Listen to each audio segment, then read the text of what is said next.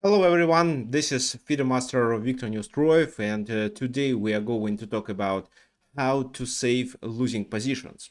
When you think that the game is all over and the only thing you can do is just resign or make a few moves and then resign, you still have a chance. And this is the webinar which is devoted to how to use these chances to try to save the position.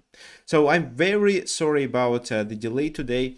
I experienced some technical issues because you see I am in a new apartment, so I had to connect everything. I thought everything was prepared and I actually wanted to start 10 minutes earlier, but instead not everything went well. That's why there was a delay.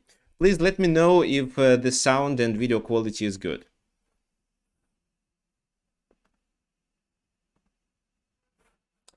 So waiting for your comments. Let me check with, yeah, the microphone is working. It should be fine.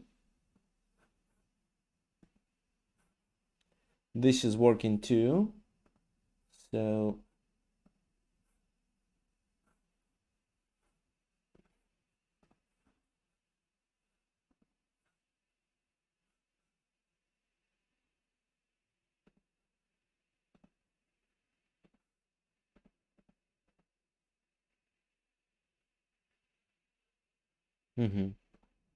okay, fine. So looks like I did everything and now everything works properly. Could you please confirm it?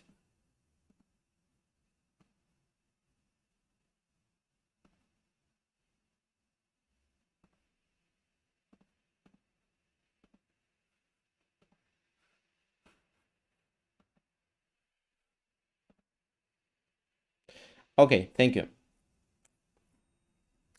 Fine.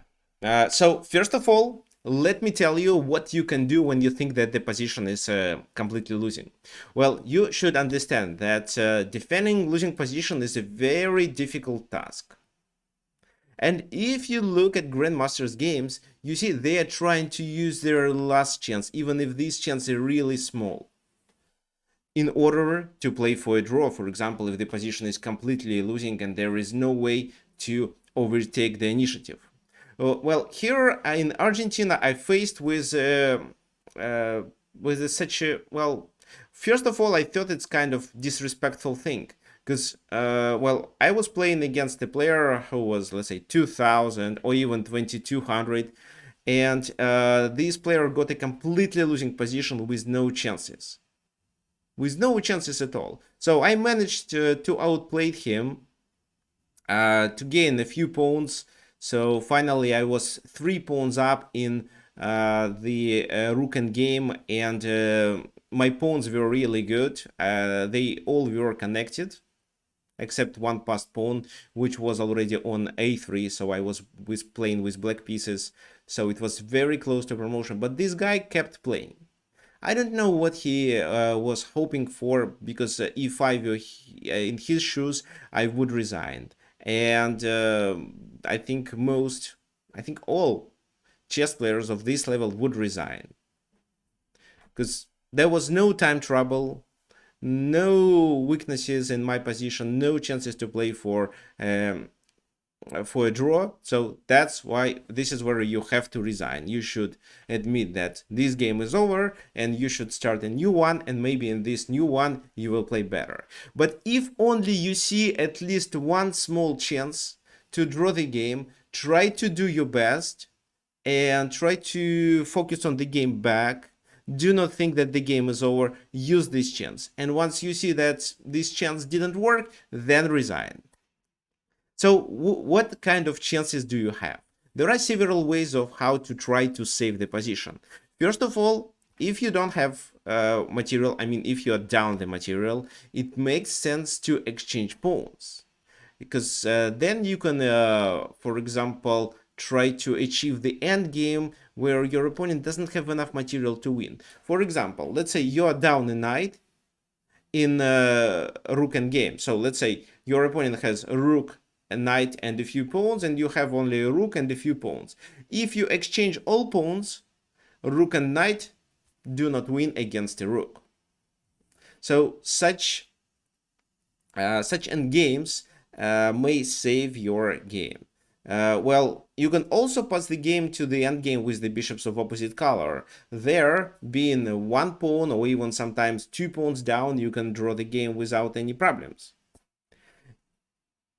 So this is one of the options, to try to exchange pawns when you're down the material.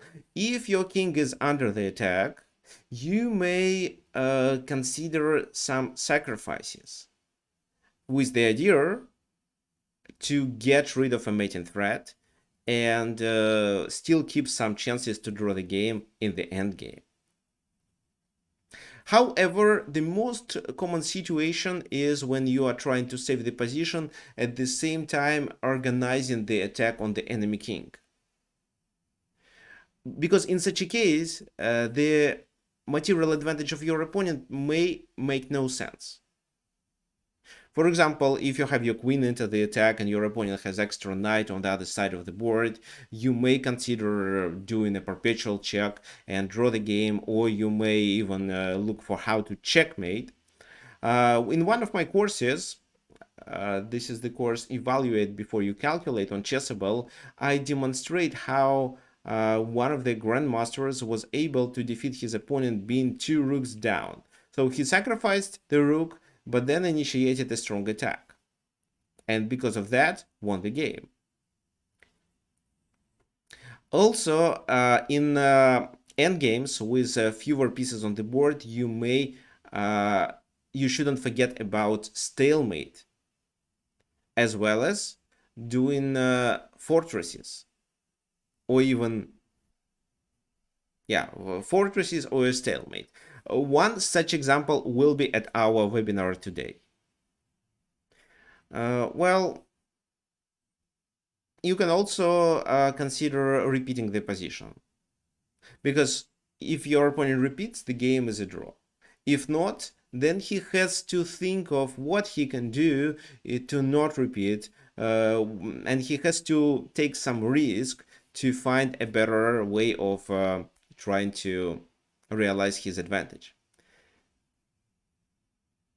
And one more thing. So if you think that the position is lost, you may just make the position as complicated as possible, where you both players may make mistakes.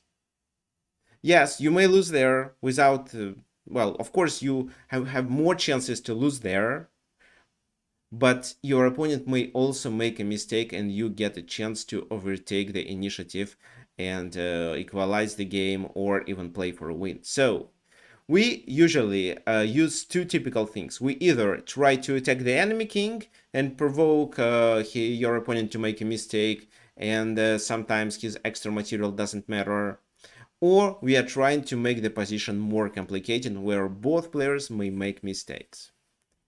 Anyway, you should, when you are fighting for a draw or you are trying to save a losing position and play for a win, you should keep the concentration and create problems for your opponent that he has to solve. And your task is just to create more and more and wait for his mistakes.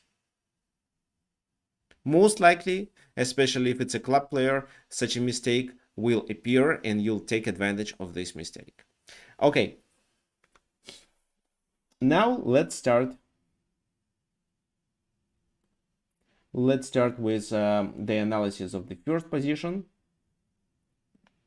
Yeah, I'm just checking if everything is working. Yes, it seems that everything is fine today. The only problem was that we started 10 minutes later than I expected and then I scheduled. So look at this position. It's taken from the game.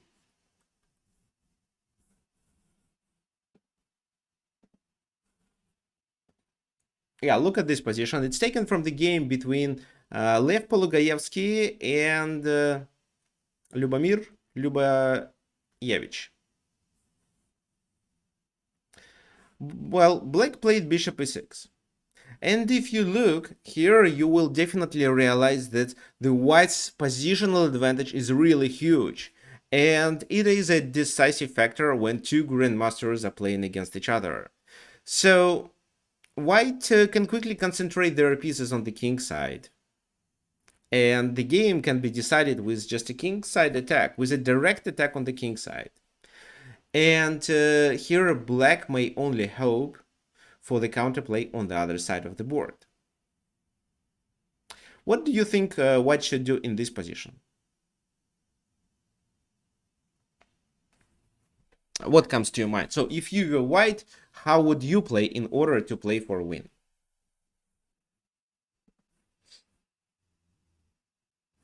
Okay, so while I'm waiting for your suggestions, let me do some adjustments to the stream.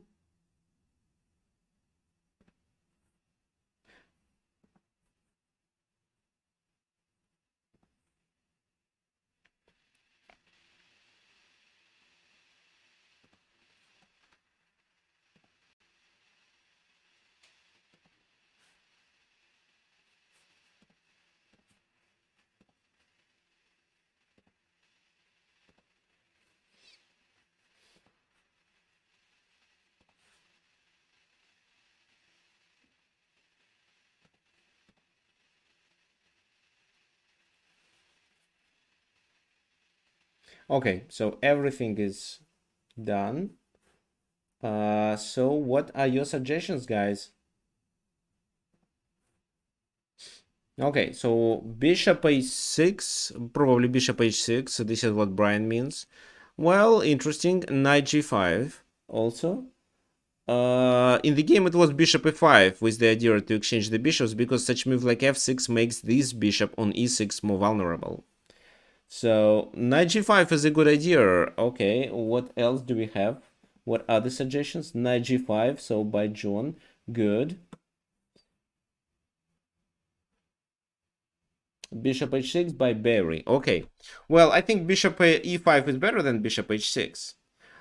Bishop e5 was played in the game. However, if black wants to play for overtake the initiative and somehow draw the game or try to play for a win, they should use their queen and do something with that queen, or at least somehow bring the queen to the king side in order to help the black pieces to defend their king.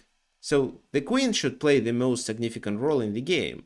And doing this move, then let's say how, knight c8, for example, to protect this bishop, then knight takes e6, f takes e6, rook a3, chasing the queen away. So queen a2 is likely to be a mistake. I think the queen can be trapped there.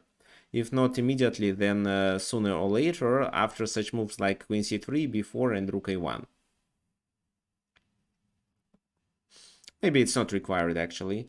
So let's say the queen goes to a4 and b4, leaving the queen on the queen side of the board where it cannot do anything. And only that, white should initiate the attack on the king side. That could be probably the best scenario for white.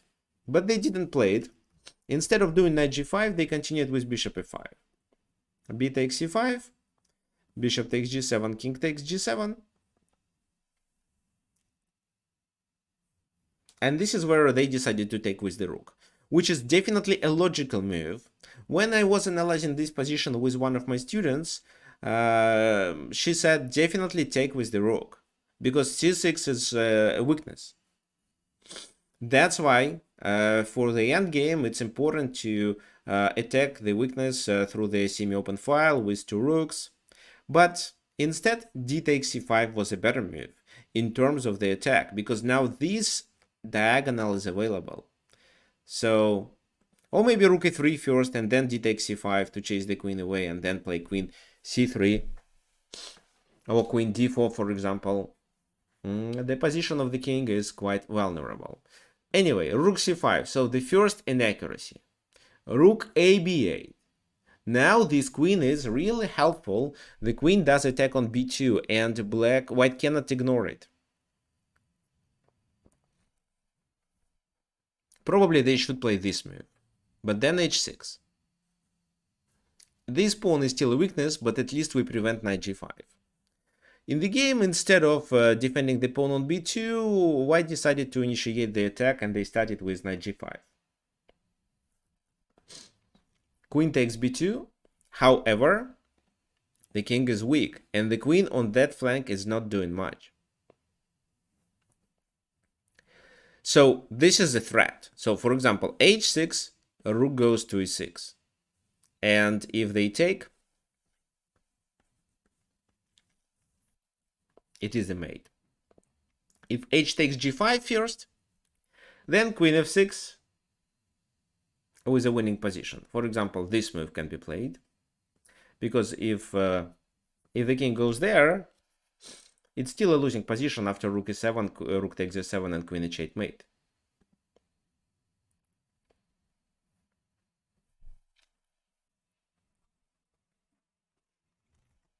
Okay, so queen f4. What do you think black should play now? Because this is a really difficult situation. Rook e6 is coming.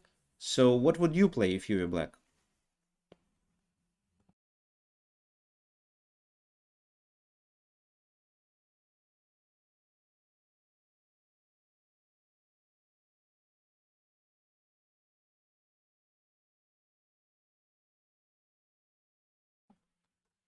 Okay, so I'm checking your suggestions.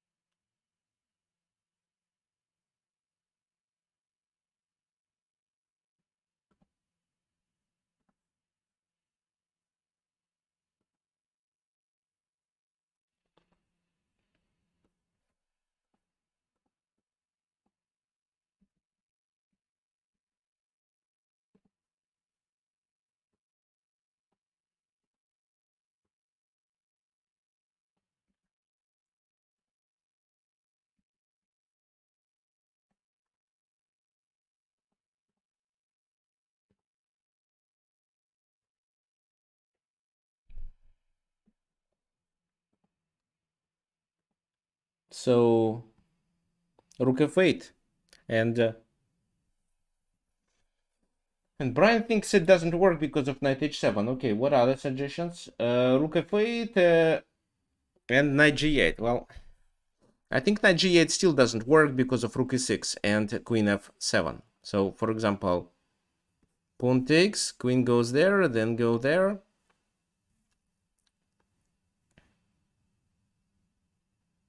And I think it's a losing position, but let me find how to win.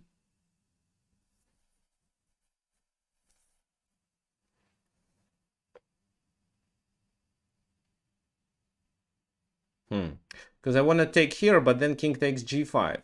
If I play h4 first, then rook e7.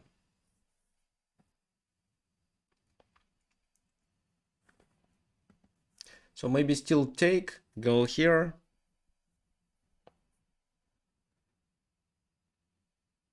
Yeah, but then the king escapes. This is what I don't like. Okay, so knight g8, rook e6, f takes e6, and in this position,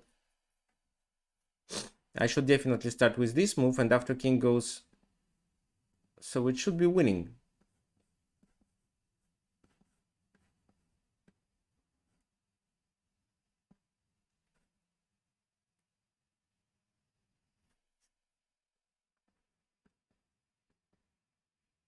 Well, it's hard, but it should be winning. So king f4, queen f5,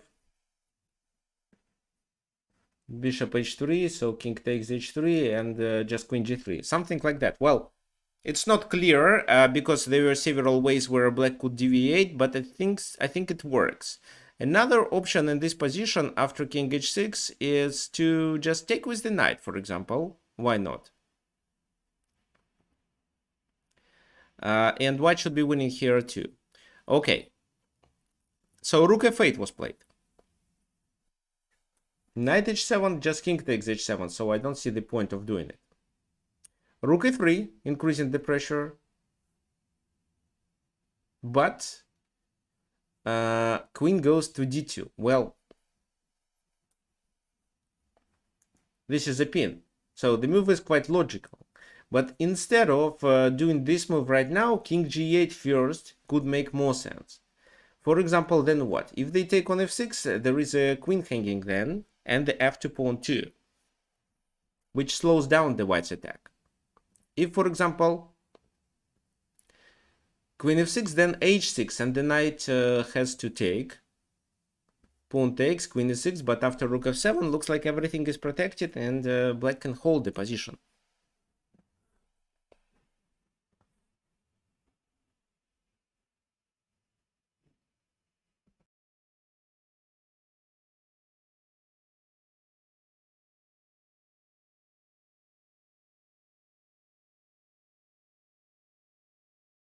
Okay, so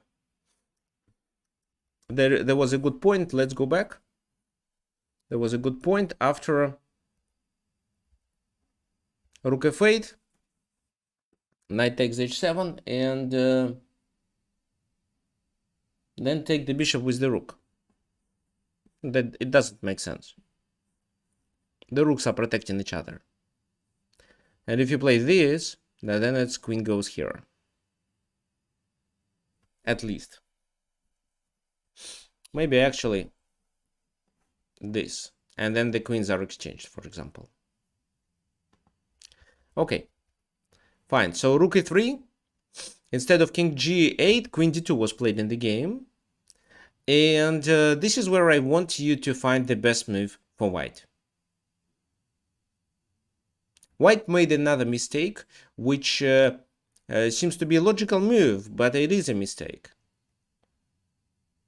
And mainly because of that, black was able to draw the game.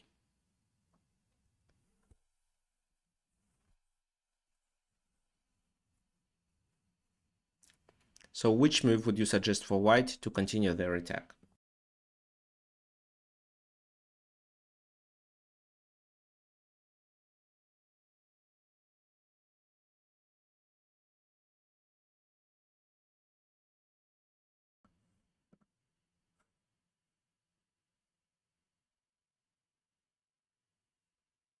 H4 just?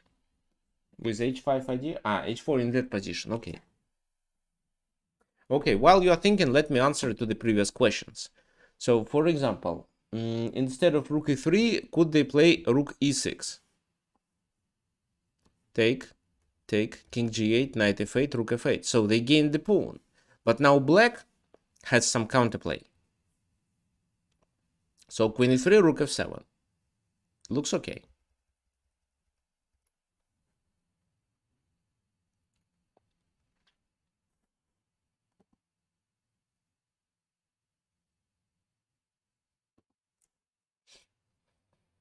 Okay, so Johnny is absolutely correct.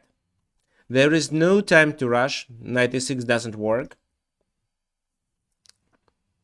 Queen c7, I think, doesn't work neither, at least because you can play rook b7.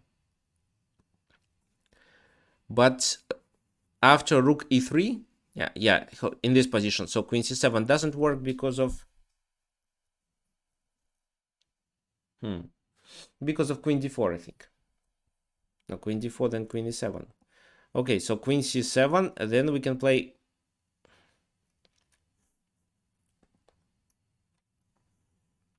maybe this is enough, because this is a checkmate. So rook c to c3 to consolidate, and then continue the attack. For example, h6, queen e5, king moves back, knight goes to, knight takes the bishop, pawn takes, queen takes, king escapes, and queen e7. Because if, let's say, rook f7 in this position, this, and now nobody can save this rook. In the game, instead of this move, queen e5 was played directly. So this rook becomes useless. If you want to succeed with the attack, you should bring as many pieces as possible into the attack.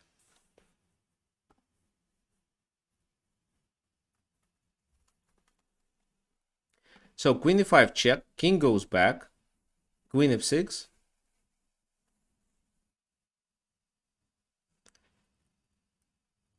and black overtakes the initiative with rook b1. King h2. But what then? Looks like black already achieved something with these pieces, but how to play after that? This is the key move that I want you to find, and that happened in the game, and because of this move, black got a draw. So which move I'm talking about?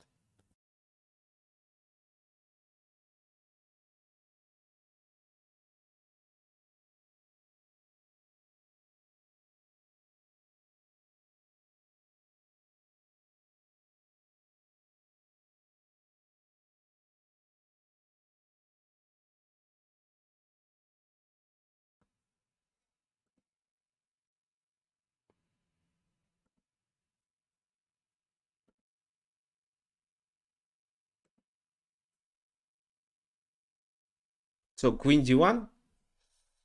Queen d1 allows the king to escape. So for example, queen d1, king goes, oh, not the king, but yeah, let's say they just take.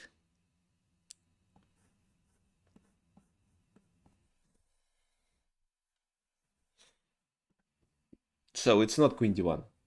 What else do we have? Queen e5 back?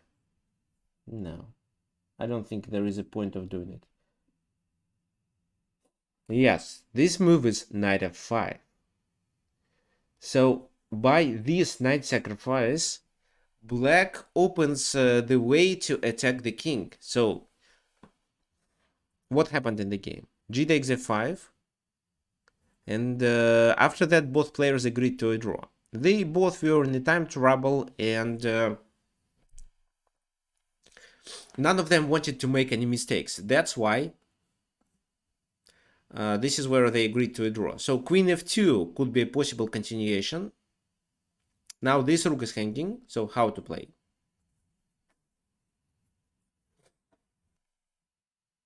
Maybe this move to save the rook.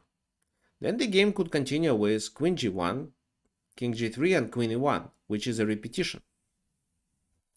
If king goes back, it is a repetition. If the king goes to f3, rook b2, threatening with a check on f2, which is almost a mate. So rook c2, rook b3 check. King goes further, queen g3 is a mate.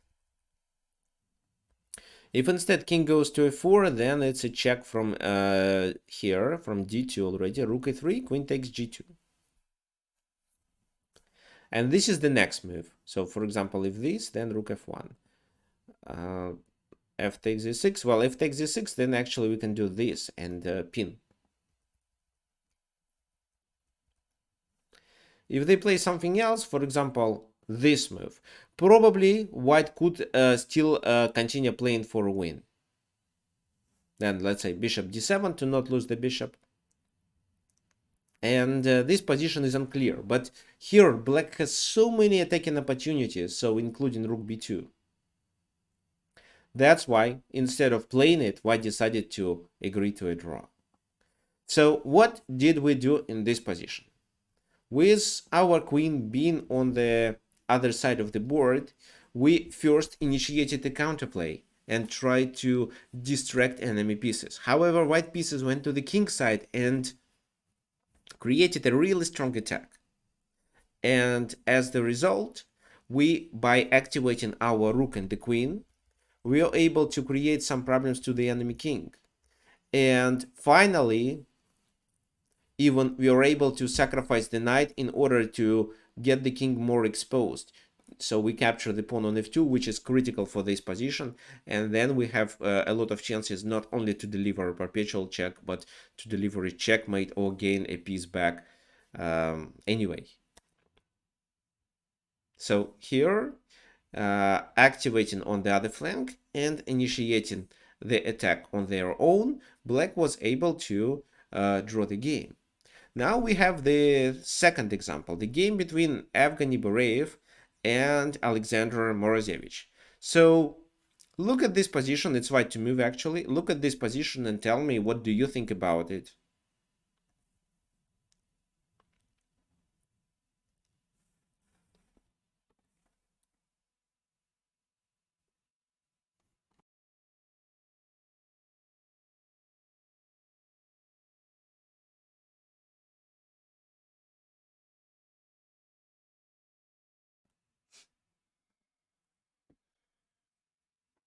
So here I'm sure that many of you say that 3 pawns is enough to win.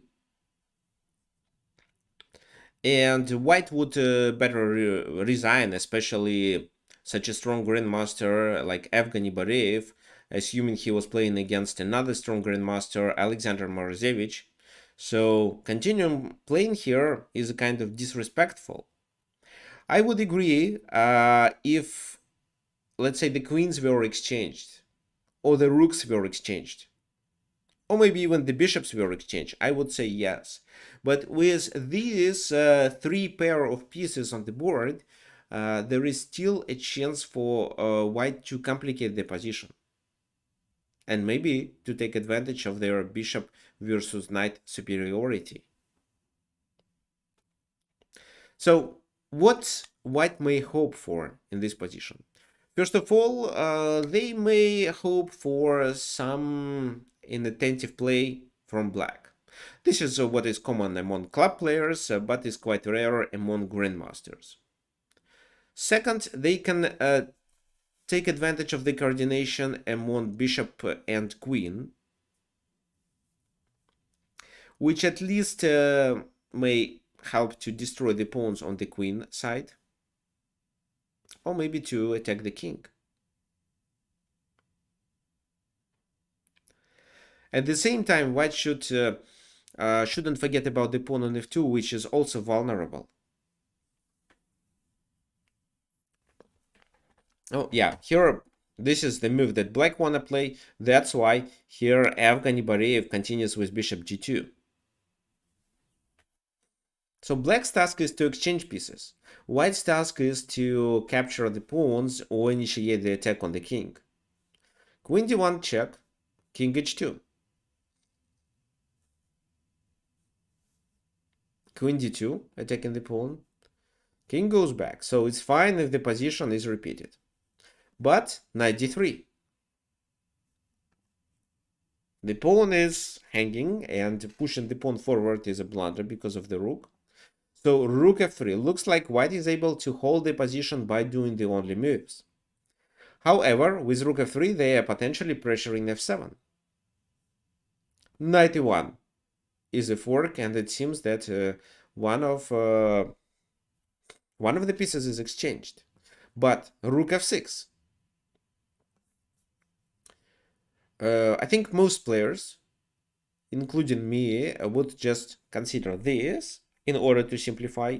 Rook takes d6 as an intermediate move, queen checks, king g2, then queen e4, let's say, king g1, and something like that, in order to activate the rook.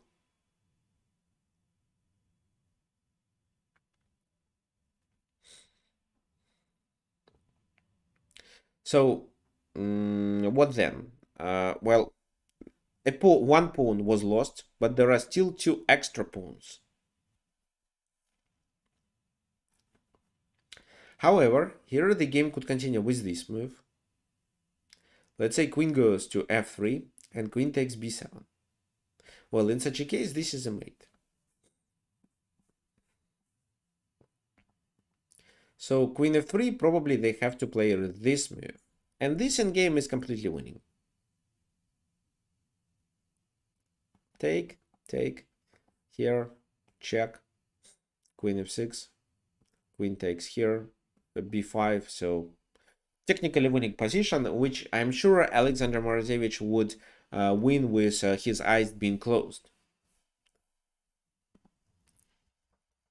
However, he decided that with 3 pawns, why does he have to sacrifice these 2? Why cannot he win immediately? And he plays such move like queen d1, and this move is already a mistake. The idea of this move is to play knight f3 and deliver a checkmate. So it's actually already a checkmate.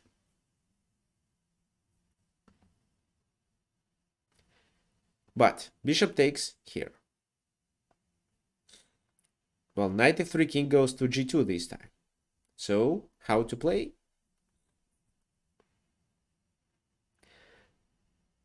And in order to play for a win here, black decides that they sacrifice this pawn, so they definitely shouldn't sacrifice the other one. And with d5, they also block the bishop. What do you think white should do now?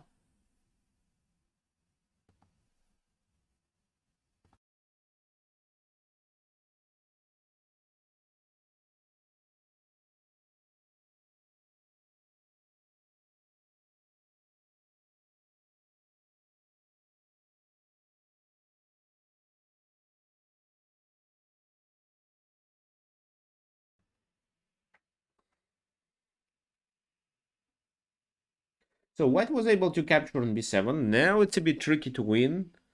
Well, I agree with you, but d5. So it seems that either the pawn becomes a passed pawn or the f3 square becomes available.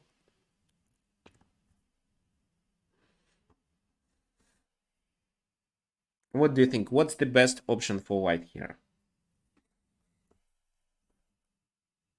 Rook d6 is a good suggestion, but what about rook d6 and d4 after that?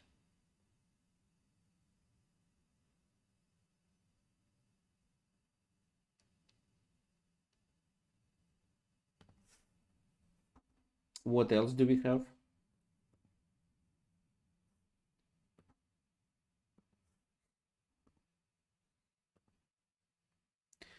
So queen c5 move. Queen c5 is interesting, but what's the point?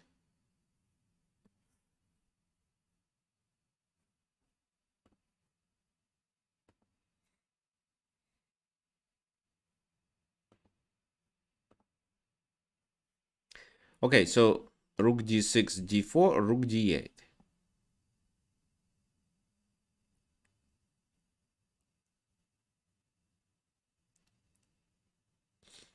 So the queen is out of the game.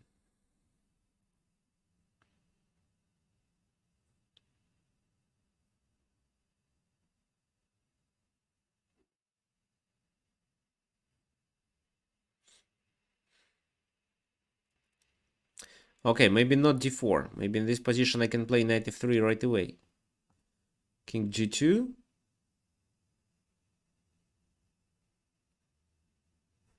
So check, sorry, it's a wrong check. This check. King takes. Then I can continue the attack. So check. If king goes here, it's over.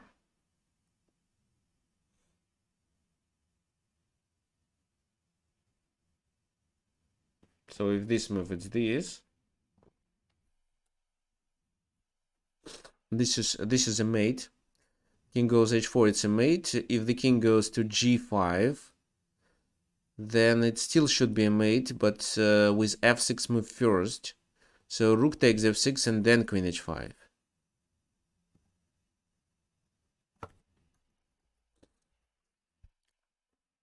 If they play this move first, it's queen f5, king h4, queen h5. So moving the king to g4 is a blunder. Moving the king to f4 leads to the same. Moving the king to the e file is probably a good idea, but this is where black can activate their pieces. And I'm sure it's a winning position.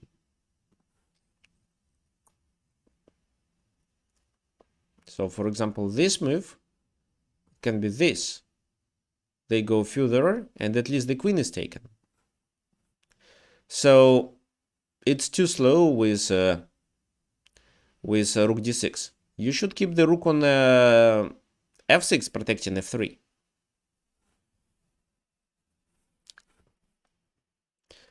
Well, queen c5 is interesting, but I think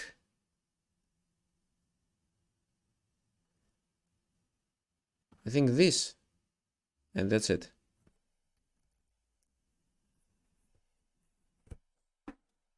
So queen c5 doesn't work. What else do we have? Let me check.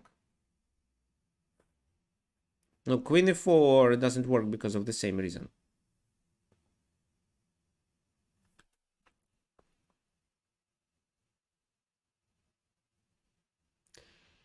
So in the game it was played king h2 with the idea of that after knight f3 the game continues with king g2. Oh, it seems to be a repetition.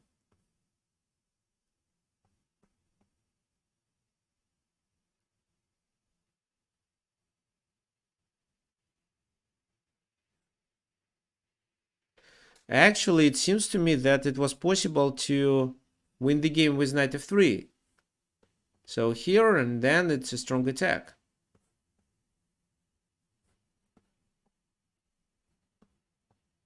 Trying to do this, so f3, but queen e6. So the king is in a danger.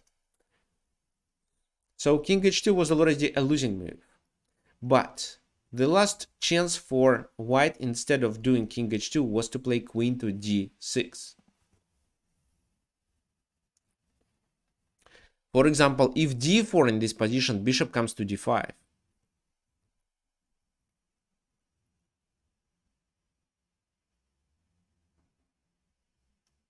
Bishop comes to d5, which contains the threat of rook g6, h takes g6, queen g6, which is at least a perpetual check.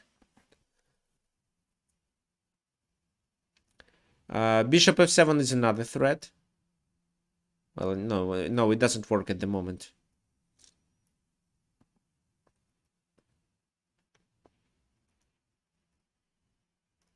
Okay. So bishop d5 was a good move. Queen d6 was a good move. If queen b1, then bishop takes d5 with the same idea. So the knight is out of the game. And this rook is better than the rook on f8. However, what about knight f3? So queen d6, what about knight f3? Who can tell me? Then it seems that it should be a repetition. Or maybe king h2 and knight f3. So yeah, it is a repetition.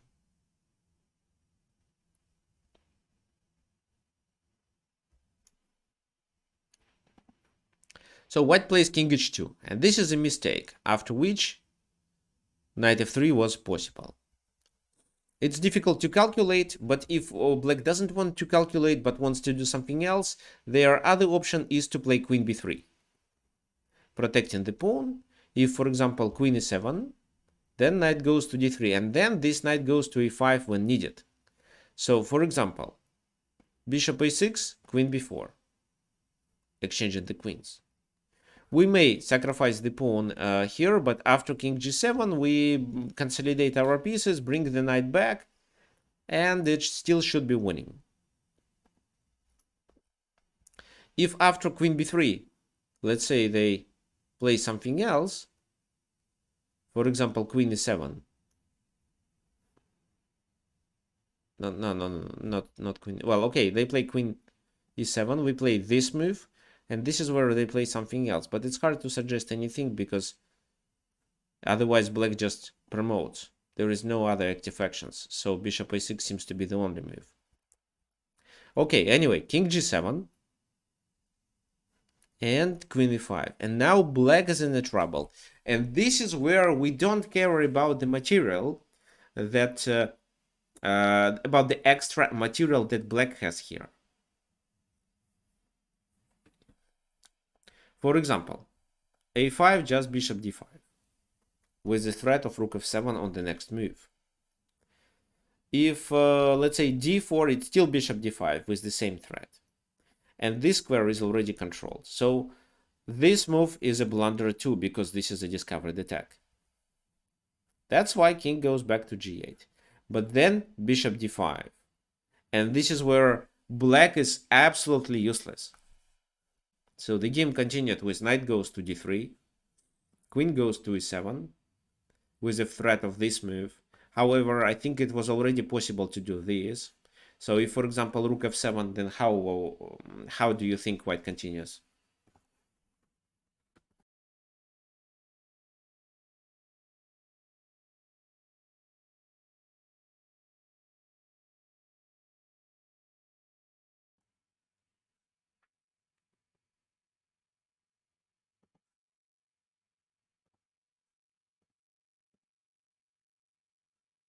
So checking your suggestions.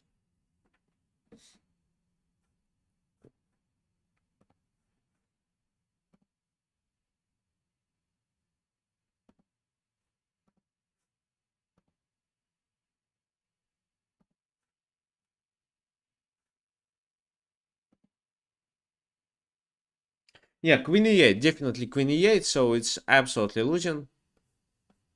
King goes here. rook takes, king escapes, and it should be a mate very soon. So for example, this move, if the king goes here, it's f for first, and then it's rook h7 mate.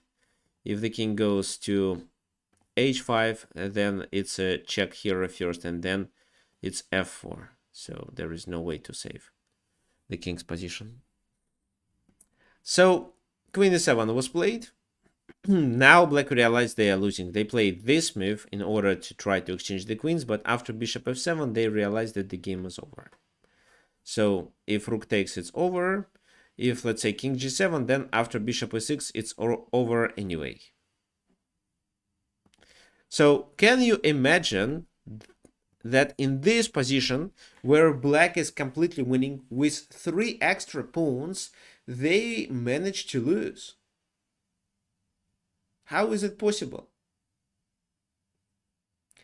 Well, of course, they made mistakes, but our task is to provoke our opponent to make mistakes. So sometimes we don't play the strongest moves, but we're trying to play the most unpleasant moves to provoke our opponent to make mistakes. This is how I play chess, for example.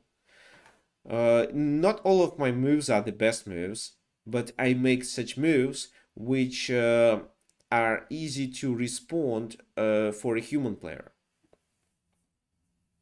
I have a friend who is international master, and in his games he are trying to create a piece of art. So he's trying to make the best moves according to what he understands in this position. Well, he understands the positions really well. He has some problems with tactics, but his positional understanding and opening knowledge is really good. And well, he tries to do a piece of art from a computer point of view, but it's impossible. Well, I even doubt that Magnus Carlsen can do it. So when you play chess against a certain opponent, your task is to not create a piece of art, but to outplay this concrete opponent at this moment of the time. So he should make a mistake, provoke him to make a mistake. And this is what white did in this game, trying to activate their queen and bishop and trying to capture the pawns either on the queen side or the d pawn. They finally achieved it when black was trying to create a mating net with queen and knight.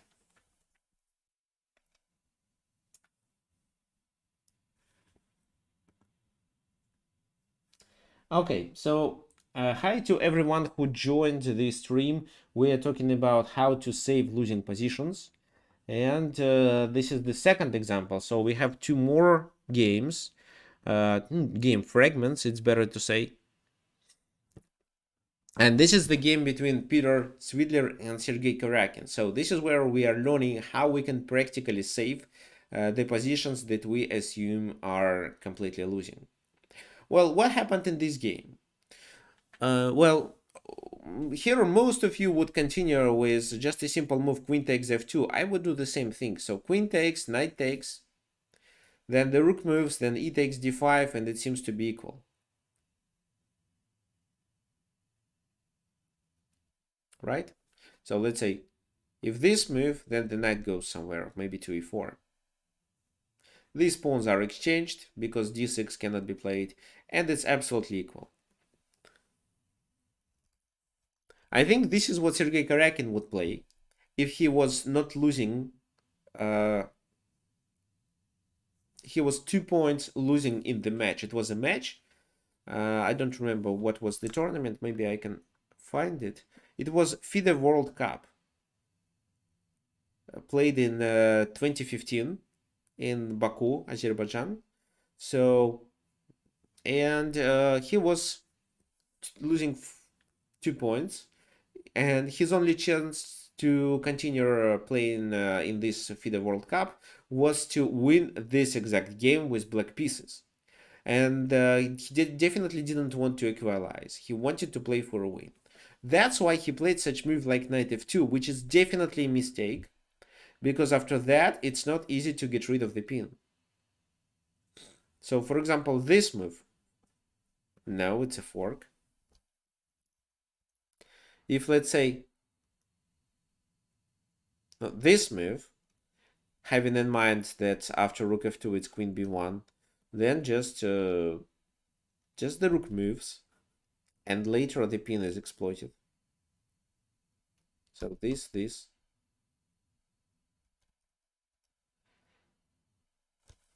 So Karyakin understood that if he loses the game, it's fine, but he can make the position more complicated, and maybe this is where he can find some practical chances.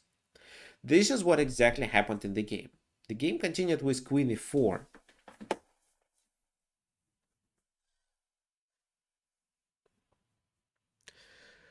Can you suggest the move for white in this position?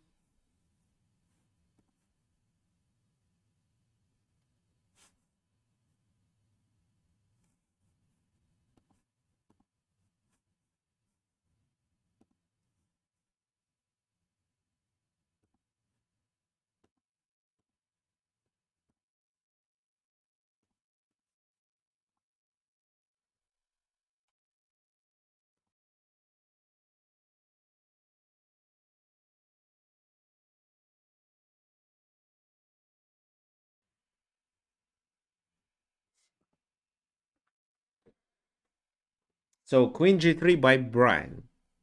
Interesting. So Brian doesn't want to exchange the queens. I think this is the only reason to move the queen. But the queen should be helpful on g3. I think it's not. Queen c3, yes, thank you. It was 5 hand me. Johnny suggested rook to e1. So Johnny, rook to e1, well, they are just exchanging these pieces and then the knight escapes. Oh, looks like the knight doesn't escape. Okay, then this move, and it contains the threat of rook h3. However, maybe. Rook f1, maybe you're right. Actually, I can play this move right away. And if queen e4, knight e4, so after this exchange I take with my knight. Okay, fine, interesting. Yes, white could hold some advantage with this move, but instead they'd better play queen c3, creating a pin. So there are two pins. Let's say queen d3, queen b2. e5, getting rid of one pin, but then it's a fork, the pawn is lost.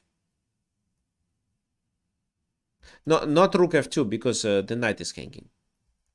So knight d7 first, and after the rook moves, then you can play rook f2. Well, the game could be continued with knight h3, let's say. Then if you, well, I think you can take actually this, then the queen blocks on h2, so it should be okay. Maybe not. Okay, so I don't want to avoid it, so that's why king h2. The queen is hanging, so queen d5, rook attacks, queen goes here, rook f5, and only then white takes this knight, so it's a completely winning position. Extra knight for white. So queen c3 was the best way. In the game instead, it was rook b e1. And black made a mistake. They took on d5 with the pawn. So for example, if now queen c3, it's basically the same thing, because d4 no longer works. Queen d3, queen takes d3. If they take, well, wait a sec. If they take, it's rook takes here. So rook e1, queen d4, knight h2, king moves, then rook takes, and then just king h3. So again, white is completely winning with knight d5. Still, queen c3 would be a good idea. Instead, it was rook takes f2, which is a logical move. But there is something wrong with it. What's wrong?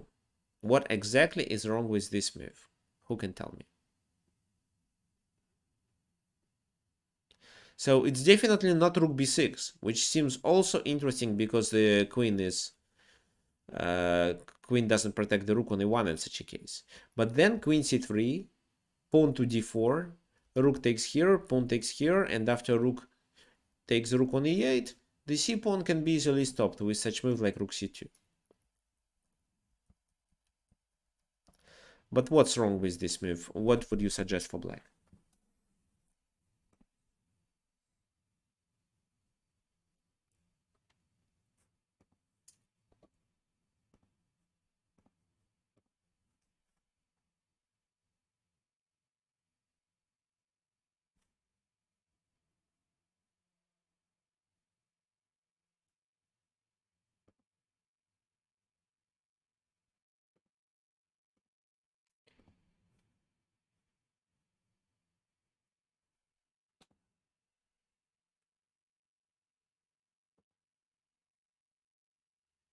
So guys, waiting for your suggestions.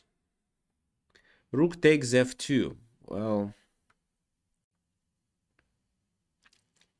rook takes f2, queen takes e4. And then king takes f2. So you are down a knight in this case.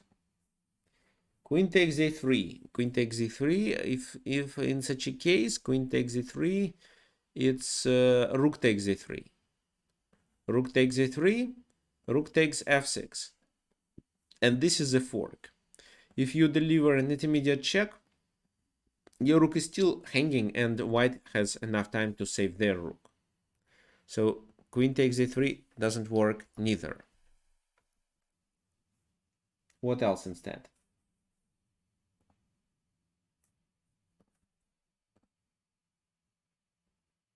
Okay, again, so Johnny is leading, and it's not only because Johnny is a strong chess player originally, it's because Johnny is improving by taking classes, by taking individual classes with me.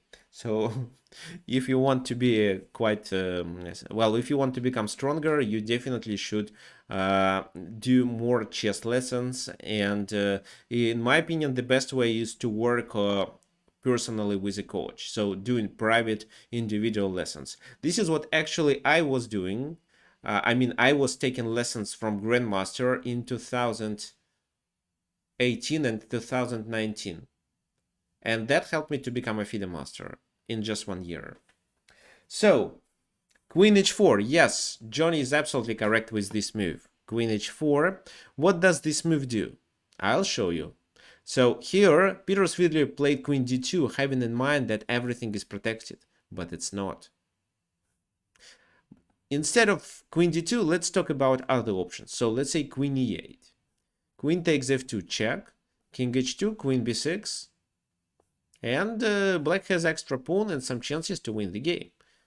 Queen d7, let's say. Then queen d6, queen takes d6, rook d6. And well, white can stop the pawn in time. This is how the draw can be achieved. But again, white should find all these moves, because this position by the first glance seems to be favorable for black.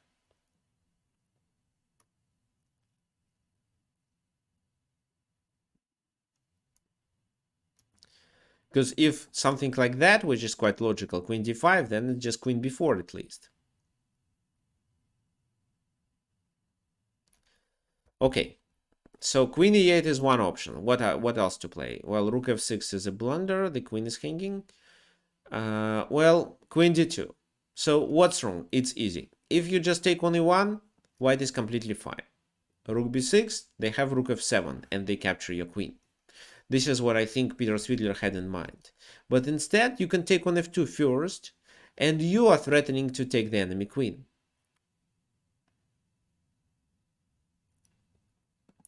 If they play, well, if they take on f2, this is x-ray. If they play queen c3, then d4. So you gain a temper. And after queen c7, let's say, rook goes to f7. So this queen is always attacked, so they don't have enough time to capture your rook on e8 and restore their material balance. So that helped Sergei Karyakin to win the game.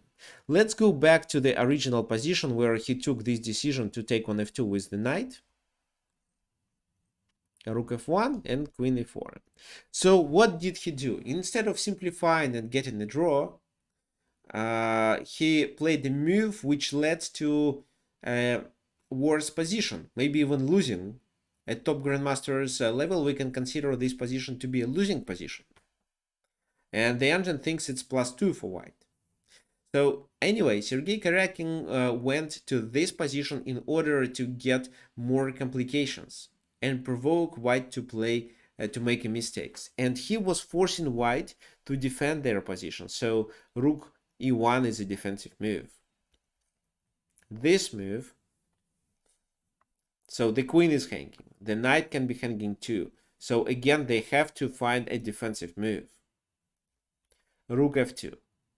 That was a mistake, and queen h4 simply. So by creating several threats in a row, it is possible to provoke even a strong chess player to make a mistake, which exactly was illustrated in this game. So keep the position complicated and try to pressure your opponent with small threats, and just wait until he makes mistake. When he does it, take advantage of it, and that's it.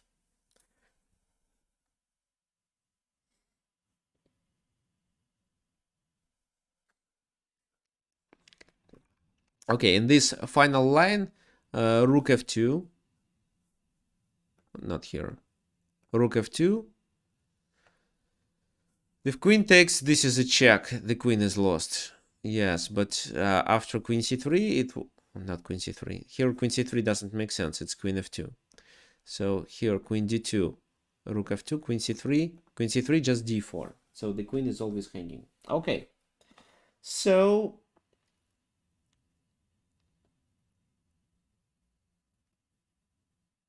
yeah. Okay, so today we are talking about how to save losing positions, and this game is about complications and threats which may provoke your opponent to make a mistake. And what we have finally, this position, taken from the game between Samuel Reshevsky and Efim Geller. Well, it's black to move. Exchanging the rooks is just a suicide. So rook e2. Well, this is where I think black should resign, actually. I played this position with my student, and she is about 2000 on lichess only. So she is 2000 on lichess. I'm 2500 on lichess. And I lost. I did create some complications, and she could lose. I mean, she could get trapped and the game would end in a draw, but she managed to play. She wasn't doing everything perfectly well, but it was enough to win this game. So actually, if your opponent plays properly, you lose anyway. But there is always a chance that he makes a mistake. And our task is to provoke your opponent to make a mistake. In such an endgame, when we have only fewer pieces on the board, ideally, we should exchange pawns. And there are three ways of what we can do in order to get a draw. What are they? First of all, if, for example, you imagine that we exchange the g and the f pawns for the e and the g pawn, then with the h and the f pawns, it can be a draw in a rook endgame. However, that may not happen. What else? It can be a fortress, which probably I'm going to conduct my next webinar. I've already prepared some material for it, so maybe the next webinar will be devoted to fortresses. So a fortress where white won't be able to progress. And there is also a third chance, and this third chance was realized in the game. This is what I'm going to explain. So how to play? Well, it's important for white to keep the pawn structure and not make the pawns isolated. So they play h4. Rook e4 attacking it. Rook f3 defending it. f6. So pawn exchanges are always favorable for the player who is down the material. Pieces exchanges are favorable for the player who is up the material, but pawn exchanges for a player who plays without material. E takes f6, g takes f6. There was no way to hold the pawn on e5. And king g3. King g6. Rook a3, and black plays f5. Because they want to do this exchange. Looks like now such an exchange is possible. However, rook a6. If the king goes further to g7, then it's an easy win. For example, h5 can be played. Another option is to continue with, well, I only see was with king f3, then g4, for example. Why not? But I would play h5 here and h6, and then try to get my king to g5. Anyway, the king has to go to h5, right? Now, what would you do if you are white? So, can you play better than Samuel Reshevsky? Because this is where he made his most significant mistake.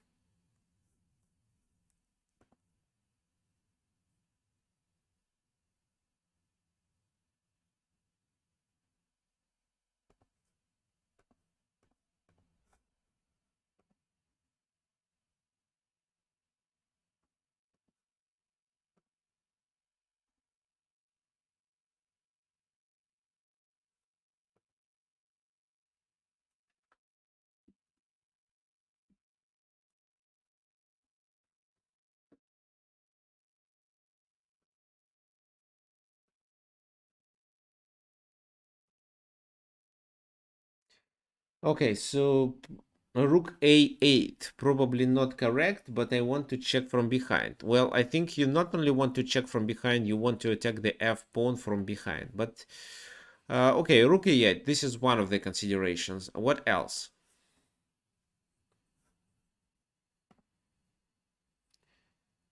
Rook f6 by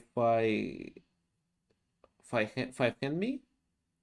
John Wogan suggests rook f6 and rook a8. So actually we have two moves.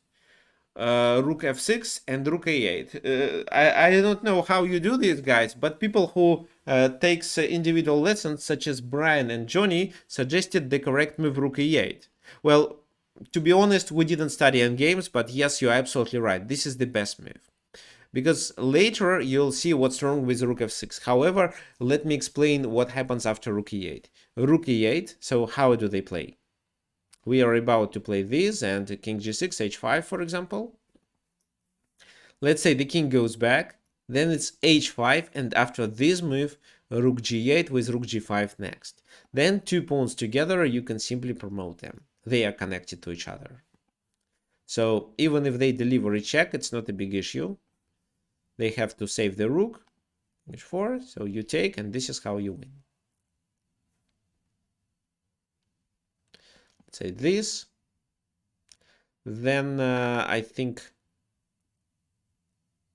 you go here, they deliver another check, and you go that way.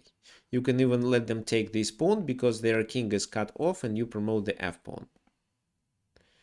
Okay, maybe it's not the best idea. Okay, so let's first play g3, and after king goes to h3, it's just a mate. No, it's not. No, it's a mate. It's a mate. Right.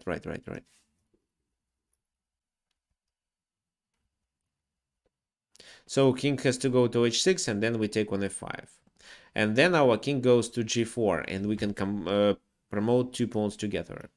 So rook f6 was played in the game. What's wrong with this move? It looks quite natural, right?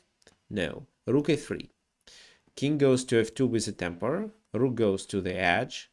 If they take, it's king h4. And the king is able to go to g4. And that will be a kind of a fortress. King f4, f6, king f5. So black is able to capture this pawn at a certain moment of the game and then stop the g pawn with the king.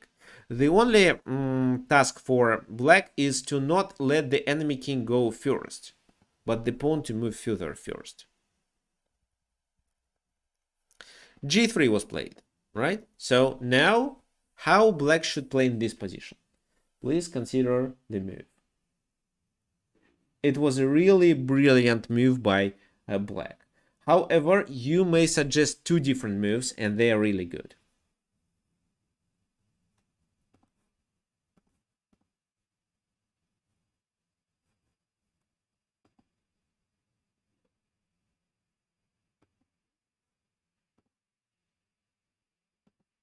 One move is a brilliant move, the other move is just a good move, which also allows black to draw the game. So, what are your suggestions? So I'm looking at the comments. Okay, stalemate. Oh, well, rook f3 for the stalemate by Abacate. Rook takes g3 by Brian. Okay, what else? Well, guys, looks like you are right. So we have two moves. One of them is rook g3, and it's just a good move. Rook f5, king h4.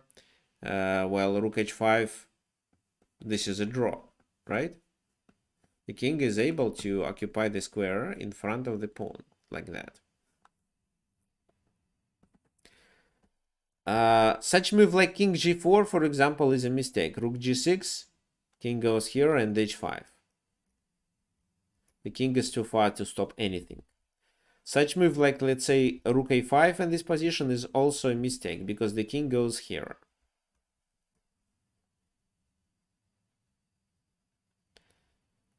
And then the rook goes to e5, and g4 will be played soon. So rook f3 is a brilliant move, but rook g3 was another move that would draw the game. However, rook f3 was played in the game, and it's better because this is a check. So after king g2, this is a move. And again, it's always a stalemate. So here it's a stalemate too. This is what Samuel Reshevsky missed. So he has to go to e2 with the king, rook takes g3, rook takes f5, and after king h4, the white king is cut off, and because of that, it's a draw. So if the white king was already on e6, it would be winning position for white anyway.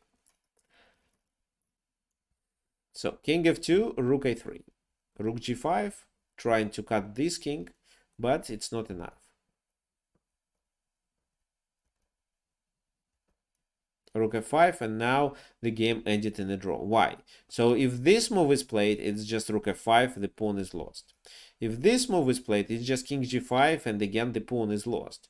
For example, now I think you can play rook a7 first, and then play this, and then just simply stop the pawn, getting a Philidor position, and this pawn, well, if you play properly, this pawn is not promoted. But I also like this move, king g5, f6. And now, for example, you continue with this check. I don't think the check is important. Okay, so you continue with this move, then this and this. So do this, attack. They have to push it, then you do this, and the pawn is taken anyway. So it's a draw anyway. So this is how the game was saved. So here you see the idea was based on the fortress as well as on a stalemating idea when such a move like rook f3 with the idea of rook g3 was played. But the original idea was to play f5 and exchange for the pawn on g4, which would also lead to a draw. So that's why when you have extra material and you think you are completely winning, you should keep the concentration to the very end until the hands are shaken, or for if you play over the board, or until the clock stopped if you play online, for example. Well, it's better to say the hands are shaken and the score sheets are signed. Okay, So that was what I wanted to show you today. For those who got late, let me repeat that when you are trying to save the position, save the losing position, the position where you have a losing position or your position is much worse, there are several ways of trying to avoid the loss. If you don't have material, you should try to exchange pawns. Probably you can get an equal endgame. It can be, for example, the endgame with the bishops of opposite color, or it can be rook endgame without a pawn where you still have chances to draw, or a queen endgame where you have a lot of chances to deliver a perpetual check. If you are under the attack, you may sacrifice the material, but to avoid a checkmate, and maybe later in the game you'll get some drawing chances.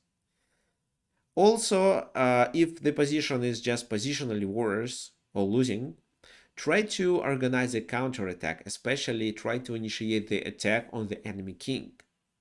Maybe there can be such a situation where extra material that your opponent has or his positional advantage won't help him, and you'll get a chance to deliver a checkmate or at least a perpetual check. Also, when just fewer pieces are on the board, you shouldn't forget about a stalemate or fortresses, which was illustrated in the last example. Also, you're okay to repeat the moves, because if you're losing, it's fine if you draw the game. It's your opponent who has to think and who has to find how to win. Another more rare idea is to complicate the position, even getting a slightly worse position, but provoke your opponent to make a mistake by also delivering some threats, which happened in the game between Peter Svidler and Sergei Karyakin. So knight f2 is definitely a mistake, and then white is winning. For example, queen f2 was a move that would equalize the game, but Karyakin was playing for a win, so he worsened his position. With knight f2, got a pin, but then created a number of threats, which finally provoked Peter Svidler to make a mistake. So anyway, if you are in a losing position, don't be upset. Try to keep the concentration to the very end and create problems for your opponent, and just wait for his mistake. Just make sure that after he makes a mistake, you take advantage and realize this mistake. Anyway, good luck for you. We are done for today. So this is my new place where I'm going to conduct webinars, so tell me whether you like it or not. I think the sound is okay. Video should be fine too. Well, I have some problems with my nose. I have allergy, which I cannot get rid of this time. So it's spring in Argentina, so that's why I have allergy. If you have any suggestions of what I can do with it, because my usual treatment doesn't help me, so it should, well, I know I just have to wait for a few weeks and everything gonna be fine back, but it's annoying that I cannot fix it, and that's why my voice sounds a little bit different. What do you think about the background? It's a gray wall, which I'm going to decorate soon.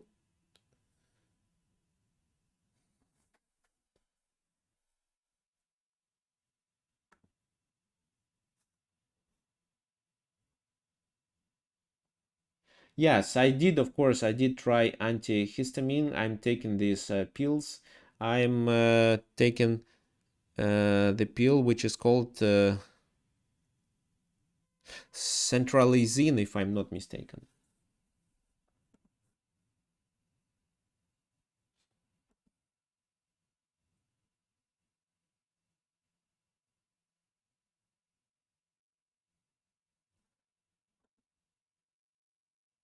What is my Lichess username? It's antimeron.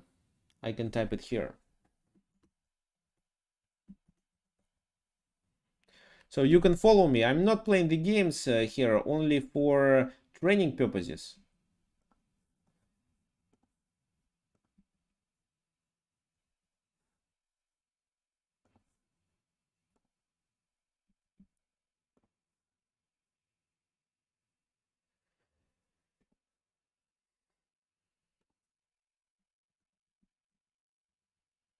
So those of you who are looking for individual chess classes, you can message me at tricksofchess@gmail.com.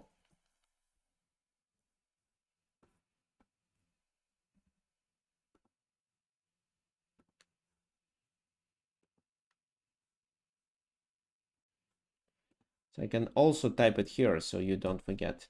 Well, probably you learn it.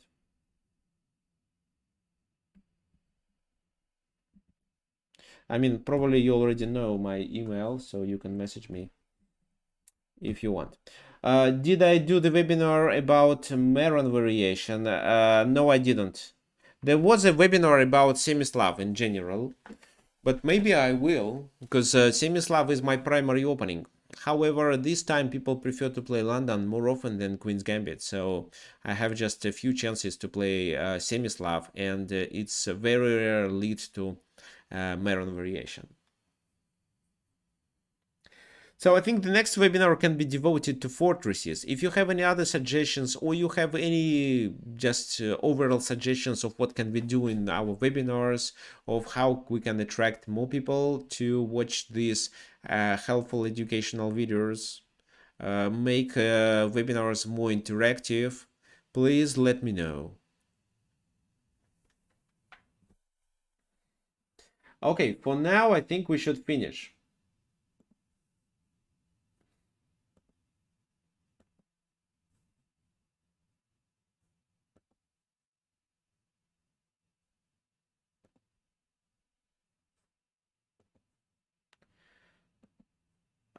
Yeah, let's finish for today. Well,